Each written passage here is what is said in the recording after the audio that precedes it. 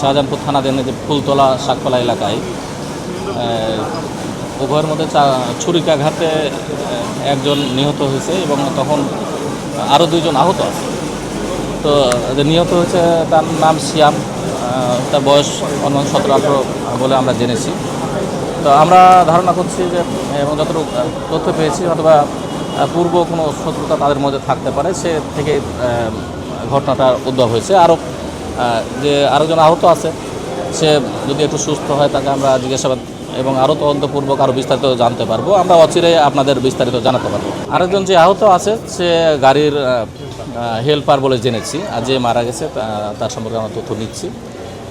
আমি মনে হয় যে আমরা খুব তাড়াতাড়ি এই বিষয়টা আরও উদ্ঘাটন করতে পারবো এবং আরও বিস্তারিত আপনাদের জানাতে পারবো। তার বক্তব্য আমরা শুনেছি, সে এরকম দাবি করছে। আমরা তার বিষয়গুলো যাচাই বাছাই করতেছি এবং সেখানে উনি বাদ দিয়ে অন্য কোনো তুর্য ছিল কিনা বা সে নিজেকে আড়াল করার চেষ্টা করছে কিনা, আমরা পুরো বিষয়গুলো আসলে এখনই সব কিছু বলা যাচ্ছে না।